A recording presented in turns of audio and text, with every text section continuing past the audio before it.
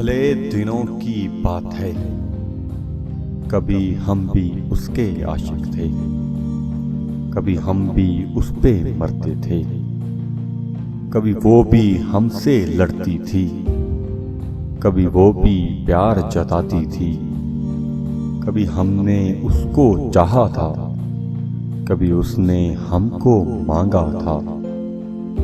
वो जो हम में तुम में करार था, वो जो हम में तुम में प्यार था, ना तुम में अब वो बात है, ना हम में अब वो बात है। चलो माना कि हम पागल थे, तुम्हें एक नसीहत करते हैं, कभी तुम प्यार मत करना, कभी इकरार मत करना।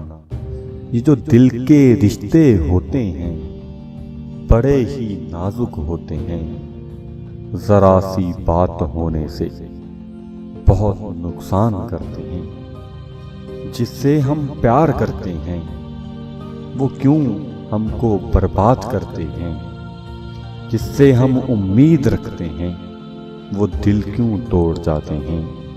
चलो हम मान लेते हैं किसी के छोड़ जाने से, दिलों को तोड़ जाने से कोई मर नहीं जाता, मगर एक बात कहते हैं, अपनों के दूर जाने से, चेहरों को भूल जाने से इंसान जिंदा भी नहीं रहता।